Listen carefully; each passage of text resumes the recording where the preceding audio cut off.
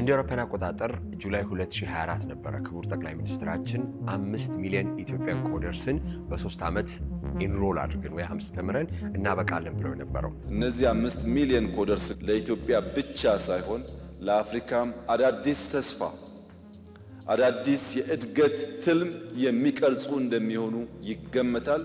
ሆኖም ግን ከ2 ዓመት ባነሰ ጊዜ ውስጥ ከ5 ሚሊዮን በላይ ወጣቶችን በዚህ በኮዲንግ ማለት ፕሮግራሚንግ፣ ዳታ አናሊሲስ፣ አንድሮይድ ዴቨሎፕመንት እና አርቲፊሻል ኢንተለጀንስን መሰረት ያደረጉ ኮርሶችን የበቁ ወጣቶችን ያየ ነው። ታዲያ ዛሬ የምገኘው የአርቲፊሻል ኢንተለጀንስ ኢንስቲትዩት ውስጥ ነው። ዛሬ የተለያዩ ወጣት ታዳጊዎችን በመሰብሰብ ይህንን ማይልስቶን መሰረት በማድረግ ፓነል ዲስከሽን ተካሂዷል።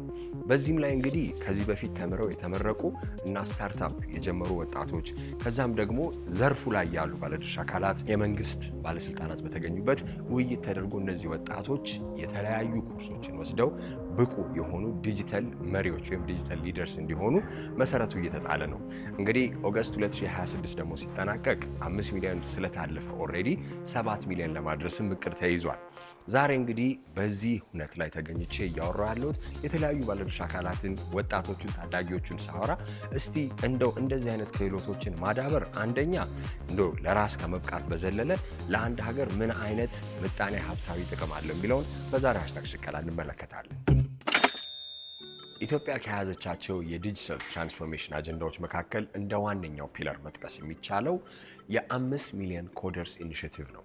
ይሄ እንግዲህ ሐምሌ 2024 እንደ አውሮፓውያን አቆጣጠር ክቡር ጠቅላይ ሚኒስትር ከተባበሩት አረብ ኤሚሬትስ መንግስት ጋር በመተባበር ያደረጉት ነው። ይሄም እንደ መነሻ ሀሳብ የነበረው ዱባይ ላይ ተፈጻሚነት የነበረው 1 ሚሊዮን ኮደርስ ኢኒሺየቲቭ ነው። ይሄን ታዲያ ስናይ ኢትዮጵያን የምታክል ትልቅ ሀገር በ120-130 ሚሊዮን ህዝብ ያላት ወደ 5 ሚሊዮን ወጣት ኮደሮችን ማብቃት እንደ ትልቅ ዓላማ ነበር የተያዘው። ጉዞም ሲጀመር እንግዲህ የተለያዩ አርቲፊሻል ኢንተለጀንስ ኢንስቲትዩት ላይ ዩኒቨርሲቲውን ደግሞ ተቋቁሞ ለመቀበል ተማሪዎችን ከማዘጋጀት በዘለለ አዳዲስ ኮርሶችን ለወጣቶች በመስጠት እነዚህ ወጣቶች ዲጂታል ሊደርስ ወይንም መሪዎች የራሳቸው ብቁ የሆኑ ቴክ ኢኔብልድ የሚለው ነገር አለ። እንግዲህ እንግሊዘኛ ብዙ ሳበዛ ግራ እንዳንጋባ ቴክኖሎጂ የሚገባቸው ቴክኖሎጂን በመጠቀም የተለያዩ ችግሮችን ኢትዮጵያዊ የሆኑ ችግሮችን ኢትዮጵያዊ የሆኑ መፍትሄዎችን ለመስጠት የሚያስችል አስተሳሰብና ክህሎትን ማዳበር የሚችሉበትን ስልጠናዎች ነው ተቀርጾ ሲሰጥ የነበረው። እነዚህንም ዘርፎች ታዲያ ስናይ አንደኛው ፕሮግራሚንግ ወይም የሶፍትዌር ኢንጂነሪንግ የምንለው ነው። ከዛ ዳታ አናሊሲስ እንግዲህ የመረጃ ትንታኔን ማለት እንችላለን። ከዛ አንድሮይድ ዴቨሎፕመንት እና አርቲፊሻል ኢንተለጀንስ ነው። እነዚህን 4 ዘርፎች ተመርጠው በተለያዩ ጊዜያቶች 5 ሚሊዮን 5146 ወጣቶችን ለማብቃት ተችሏል። ይህንን ታዲያ ስናይ ኢትዮጵያ ምንድን ነው የምታገኘው ከዚህ የሚለውን ነገር እስቲ እንጠይቅ። አንድ ሀገር እያደገች ያለው የምጣኔ ሀብትን ይዛ እየተንቀሳቀሰች ከሆነ ቴክ ድሪቭን ሲሆን ወይም ቴክኖሎጂ እገዛ ሲኖርበት ግብርና ላይ ሊሆን ይችላል፣ ማይኒንግ ላይ ሊሆን ይችላል፣ የተለያዩ አይነት ዘርፎች ላይ ያሉ ክፍተቶች ይኖራሉ። እነዚህን ክፍተቶች እንግዲህ በግለሰብ ደረጃ ሊፈታ ይችላል ወይንም እንደ ማህበረሰብ ይሄ ቴክኖሎጂ ያልሆነን መፍትሄ ሊሰጥ ይችላል። ሆኖም ግን ቴክኖሎጂ ምንድነው ዋና ዓላማው ሲባል ፈጣን፣ ቀልጣፋ የሆነ ነገር ምቹ እና ደግሞ ከምንም በላይ ኤፊሽንት ወይንም ውጤታማ የሆኑ መፍትሄዎችን ለመስጠት ትልቅ መሳሪያ ነው። ቢካዝ አሁን አንድ ኤአይ ተብሎ ሁሌ ይወራል። ኤአይ ሲባል አሁን ትሬንዲ ከመሆኑ አንጻር መረጃዎችን እሱ ብቻ ሳይሆን መረጃዎችን በደንብ ተሰብስቦ ሬፈረንስ ወይንም የሚያማክልበት ስብስብ ካለ ከዛ ውስጥ ተነስቶ የተለያዩ አይነት መፍትሄዎችን የመስጠት ጊዜን ይቆጥባል። ከዛም ደግሞ ትክክለኛ የሆነ ትንታኔ በመስጠት መፍትሄን ለመስጠት በጣም ቀላል ያደርጋል ማለት ነው። ጤና ላይ ለምሳሌ አሁን ኤአይን በመጠቀም አንድ ከተማ ላይ የኢትዮጵያ የገጠር ከተማ ላይ ያሉ የመድኃኒት ላይ ሊሆን ይችላል ዲስትሪቢዩሽን ላይ ወይንም የወረርሽኝ ሲከሰት እነዚህን መረጃዎች በማሰባሰብ ለተለያዩ አይነት ጤና ጣቢያዎችም ሊሆን ይችላል ሆስፒታሎች ያንን መረጃ በመጠቀም የተሻለ አይነት የሕክምና ክትትል እንዲያደርጉ። በትምህርት ዘርፍን ብንመለከት ደግሞ ልክ እንደዛው ነው። ትምህርት ቴክኖሎጂን ተጠቅሞ ኢለርኒንግ ፕላትፎርሞችን ማድረግ ከዛም ደግሞ የተሻለ ልጆቹ እንደው ትምህርት ቤት መሄድ በሚያቀታቸው ኮቪድን ማንሳት እንችላለን። ትምህርት ቤት መሄድ በማይቻልበት ሰዓት ትምህርታቸው ሳይቋረጥ እንዲያደርግ ይሄ ሁሉ የሚቻለው በቴክኖሎጂ ነው። ታዲያ ይህን ቴክኖሎጂ መር የሆነ ምጣኔ ሀብትን ብንል ማህበረሰብም ለመፍጠር ስኪሎቹ ክህሎቶቹ በጣም አስፈላጊ ናቸው። ታዲያ እነዚህን ክህሎቶች ለማዳበር ወጣቱን ካላበቃ ነው ካላሰለጠን ነው ደግሞ ትልቅ ክፍተት ወይም ጋፕ ይፈጠራል። ይሄም ነው እንግዲህ የኢትዮ ኮደርስ ኢኒሼቲቭ ለመሙላት ታስቦ እየተሰራ ያለው። 5 ሚሊዮን ኮደሮች አሏት ማለት ኢትዮጵያ እንግዲህ ትልቅ የሆኑ ችግሮችን መፍትሄ ለመስጠት የተወሰነ ያህል መራመድ ይቻላል። እንደሱም ብቻ አይደለም። እነዚህ ሰዎች ከበቁ ቴክ ኢኔብል ከሆኑ የትኛውም የስራ ዘርፍ ላይ ሲሆኑ የተማሩትን ክህሎት ተፈጻሚ በማድረግ የተሻለ ፍጥነት፣ የተሻለ ውጤታማ የሆኑ የስራ ፍሰትና አስተዳደራዊ ሂደቶችን ማድረግ ይችላል። መንግስት የተለያዩ አይነት እቅዶችን በማውጣት አንድ ሀገር የምትመራበትን መንገድ ከዛም ደግሞ ኢኮኖሚ ምጣኔ ሀብትን ማሳደግ የተለያዩ ዘርፎች ደግሞ ጎን ለጎን ከምጣኔ ሀብቱ ጋር እኩል እንዲሄዱ የማድረግ ስትራቴጂዎች ያወጣል። ከነዚህ ስትራቴጂዎች መካከል እንግዲህ ኢትዮጵያ አንደኛው 5 ሚሊዮን ኮደርስ ኢኒሼቲቭ ብዬ መነሻ ላይ ያነሳሁት ነገር አለ። ይህን ነገር ሲደረግ የጠቀስኳቸው ደግሞ 4 ኮርሶች አሉ። እነዚህ 4 ኮርሶች ዝም ብለው የሚመረጡ ሳይሆኑ እንዴት ነው እነዚህ ክህሎቶች ወደ ኢትዮጵያ ተፈጻሚነት ቢሆኑ ያንን ክህሎት ዴቨሎፕ ያደረጉ ወይ የተማሩ ዜጎች ቢኖሯት ኢትዮጵያ ምን ያህል ጥቅም ታገኛለች የሚለው ነገር ከግምት ውስጥ በማስገባት ነው። እንግዲህ በኢትዮ ኮደርስ ኢኒሼቲቭ አማካይነት የሚሰጡ 4 ኮርሶች አሉ። አንደኛው የአንድሮይድ ፕሮግራሚንግ ነው። ሁለተኛው ኢንትሮዳክሽን ፕሮግራሚንግ ነው። ሶስተኛው የዴታ ሳይንስን የሚመለከት ነው። አራተኛው ደግሞ አርቲፊሻል ኢንተለጀንስን የሚመለከት ነው። እንግዲህ እነዚህ ኮርሶች በሚመረጡበት ጊዜ በዋናነት ከግምት የገባው አሁን በዓለማችን ላይ ተፈላጊው ክህሎት ምንድን ነው፣ በራሱ ክህሎቱ እንደ ክህሎት ብቻ ሳይሆን ሌሎችም መሸጋገሪያ ሊሆኑ የሚችሉ ምንድን ናቸው ተብሎ በስፋት ከተጠና በኋላ ነው። እንግዲህ የፕሮግራሚንግ ኮርሶችን ስንወስድ የፕሮግራሚንግ ትምህርት ኮድ መጻፍን ብቻ አይደለም የሚያስተምረው። ኮድ መጻፉ አንዱ ሆኖ ነገር ግን ፕሮብሌም ሶልቭ ማድረግን ሰዎች በአስተሳሰብ እንዲማሩት ለማድረግ ነው። አንድ ፕሮግራሚንግ የሚማር ሰው ፕሮግራሚንግ ተምሮ ስፔሲፊክ የሆነ የፕሮግራሚንግ ስኪሉ ቢኖረውም ግን በዋናነት ደግሞ ትልቁ ነገር አንድን ችግር ተገንዝቦ ያንን ችግር ወደ ሶፍትዌር እንዴት ይቀየራል፣ ወደ መፍትሄ እንዴት ይመጣል የሚለውን ነገር እንዲገነዘብ ለማድረግ ነው። ሌላው ጉዳይ ደግሞ እንግዲህ ሁላችንም ሞባይሎቻችንን እንጠቀማለን፣ ብሮዝ እናደርጋለን ኢንተርኔት ላይ፣ አርቲፊሻል ኢንተለጀንስ እንጠቀማለን። ግን ይሄ ተጠቃሚነት ነው። ፕሮግራሚንግ ወይንም እነዚህን ኮርሶች የዳታ ሳይንስንም ሌላውን የወሰደ ወጣት ግን እነዚህ ነገሮች ለምን እንደሚሰሩ ይረዳል ማለት ነው። እንዴት እንደሚሰሩ ይረዳል ማለት ነው። ከዛም የራሱን ኢማጂኔሽን በመጨመር ሌሎች ነገሮችን የመፍጠር አቅም ይፈጠርለታል ማለት ነው። ስለዚህ እንዳያችሁት የፕሮግራሚንግ ኮርሶቹ አሉ። ቀጥሎ የዳታ ሳይንሱ ነው። ዳታ ሳይንስ አሁን በዓለማችን ላይ ዳታ አዲሱ ኦይል ወይም አዲሱ ነዳጅ እየተባለ ነው። ይሄ ዳታ አዲስ ነዳጅ የሚሆነው በሚገባ ከተደራጀና የተደራጀው ዳታ ደግሞ መተንተን ከተቻለ ነው። አንዱ በዚህ በኢትዮ ኮደርስ ፕሮግራም ላይ የሚሰጠው የዳታ ሳይንስ ሰልጣኙ ከዳታ እውቀት ጋር እንዲተዋወቅ፣ ዳታ ምን ማለት ነው፣ ዳታ እንዴት ነው የሚተነተነው፣ ሲተነተን ምን አይነት ውጤት ነው የሚያመጣው የሚለውን ነገር በቀላሉ እንዲረዳ ይደረጋል። ይሄ ደግሞ ምን ያደርግለታል?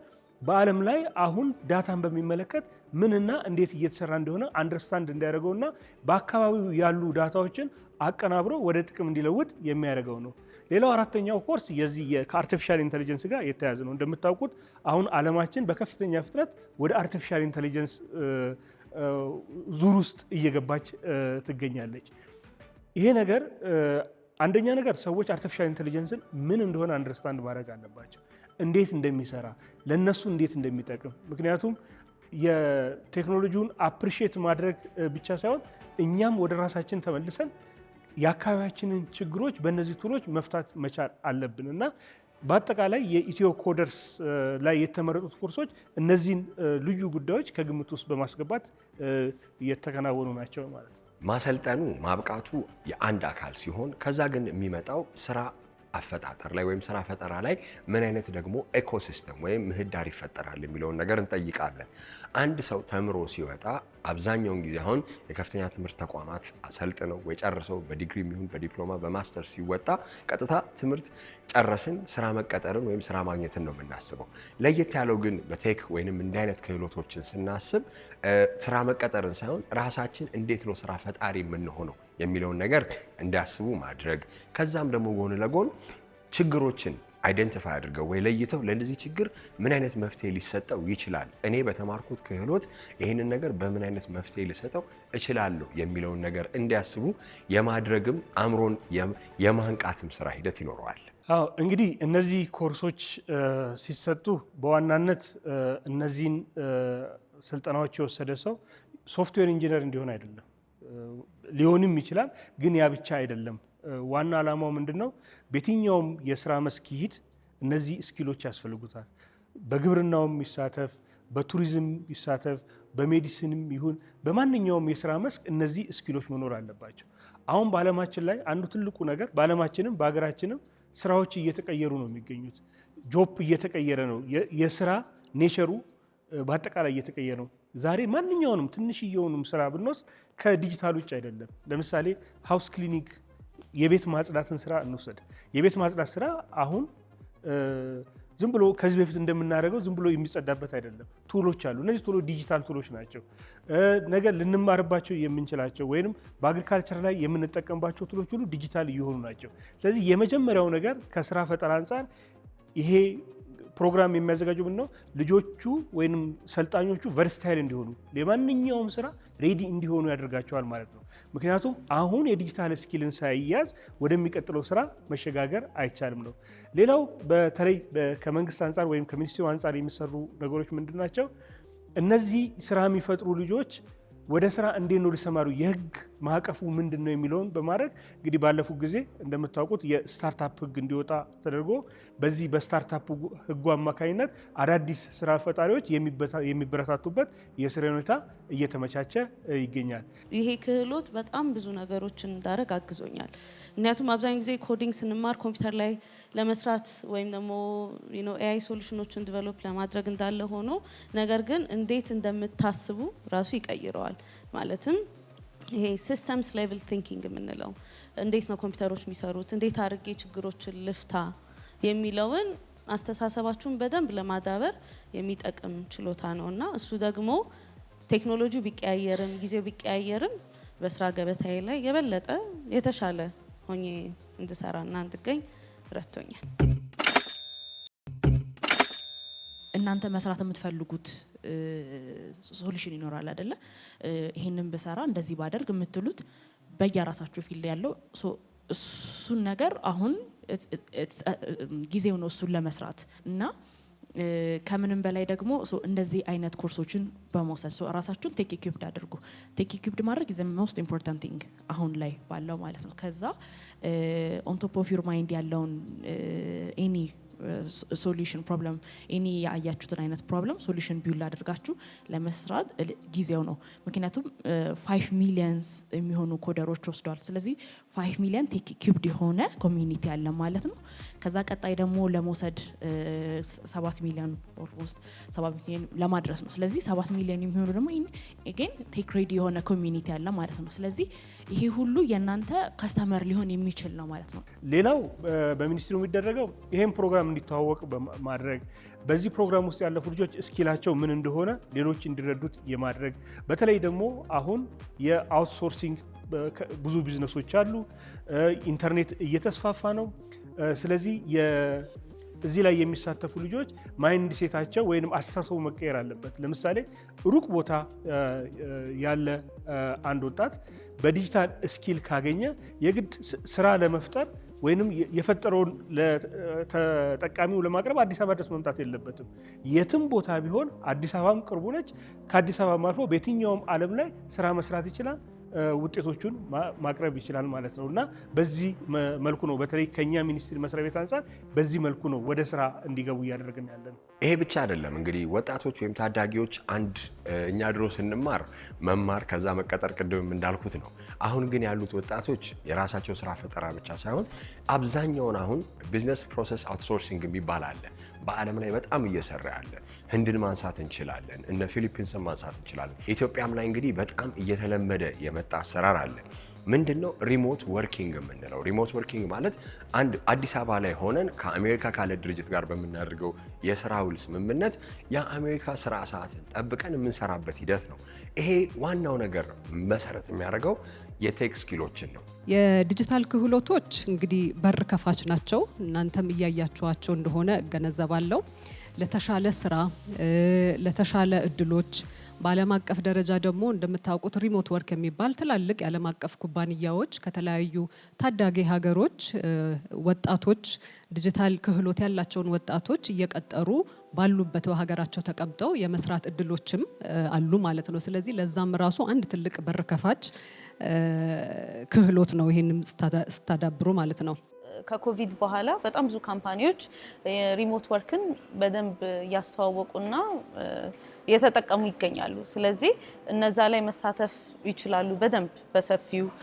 የራሳቸውን ካምፓኒዎች ደግሞ መፍጠር ገቢ ማስገኘትም ይችላሉ እና ዋናው ግን ቴክኒካል ስኪሉ እንዳለ ሆኖ እንዲሁም ደግሞ የራሳቸውን ኮሚዩኒኬት የማድረግ የመሸጥ ስኪላቸውን ማሳደጋቸው አስፈላጊ ነው እና ይሄ ደግሞ ብዙ እድሎችን ብዙ በሮችን ይከፍትላቸዋል ብዬ አስባለሁ።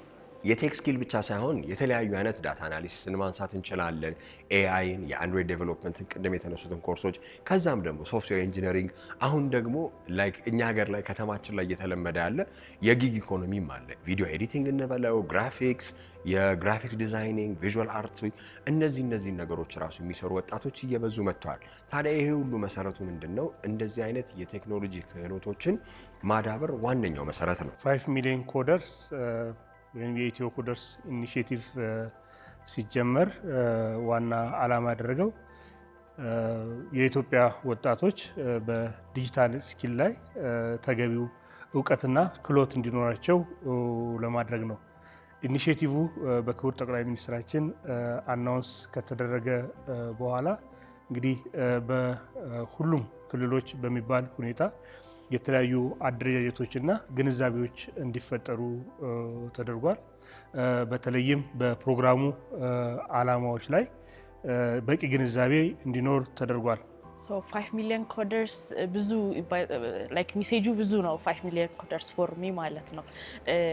በመጀመሪያ ሰው አስዋን ኦፍ እሱን ቴክ እንደ ኮርሱን እንደወሰደ ሰው ላይክ ፈንዳሜንታልስ ለኮዲንግ ኦር ለፕሮግራሚንግ ፈንዳሜንታሉን በደንብ አንደርስታንድ እንድታደርገው ያደርጋል።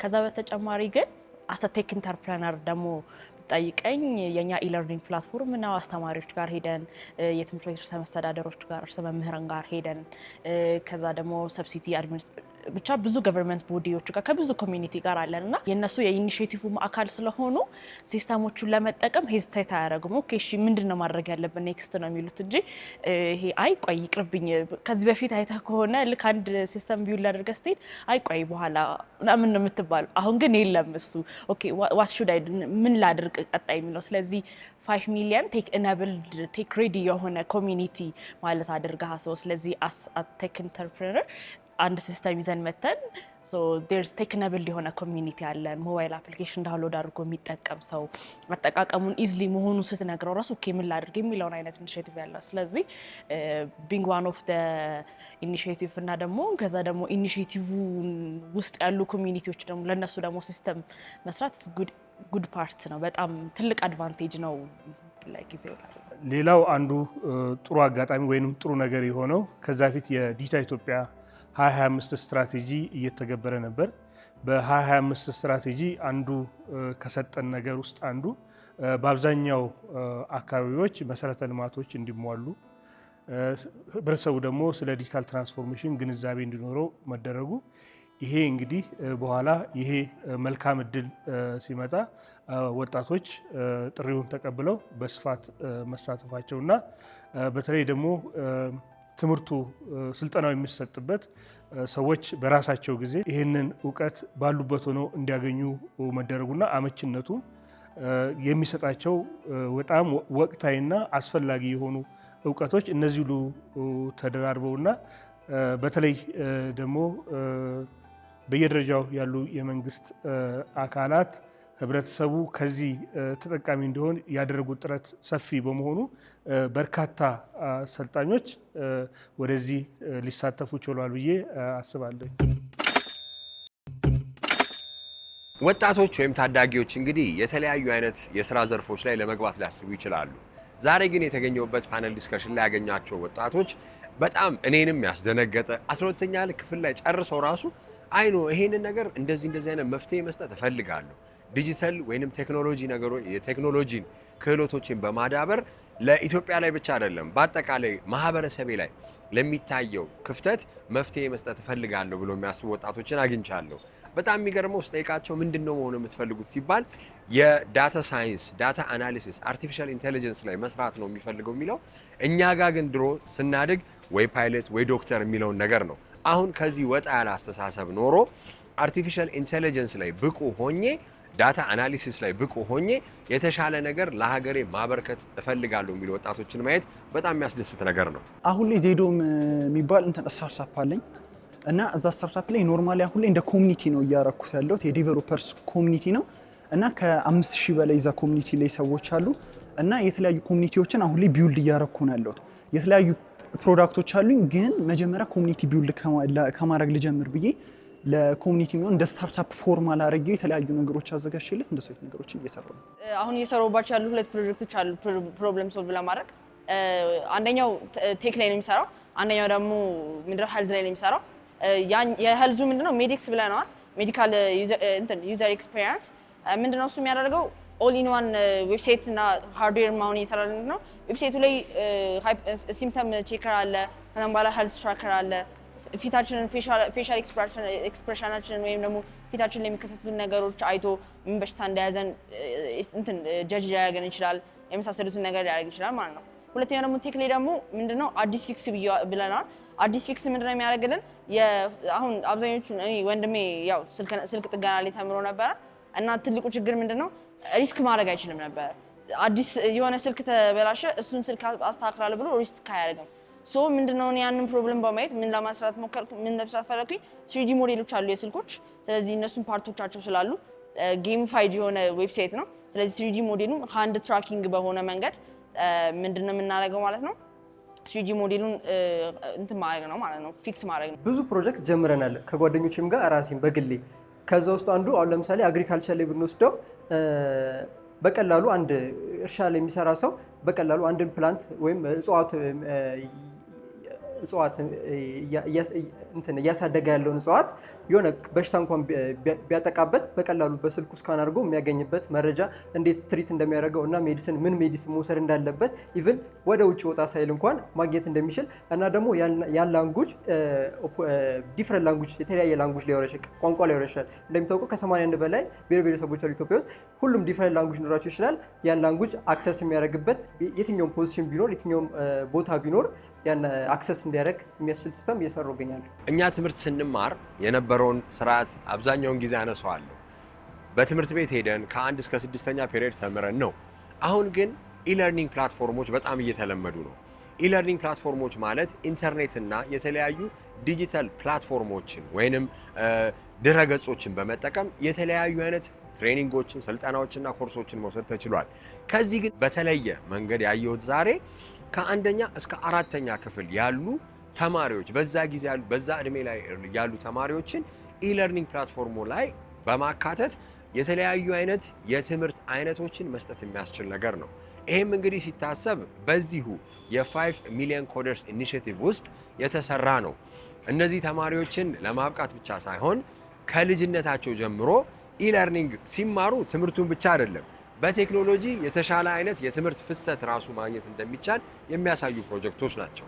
ኮከብ ተማሪ ኤአይ ኢንሃንስድ ኢለርኒንግ ፕላትፎርም ነው ፎር ፕራይመሪ ኤዱኬሽን ከ1ኛ እስከ 4ኛ ክፍል ላሉ ጌም እና ኤአይን ኢምቤድ አድርጎ ካሪኩለም አላይንድ ከካሪኩለም ጋር የተስተካከለ የመማሪያ የኢለርኒንግ ፕላትፎርም ነው ማለት ነው።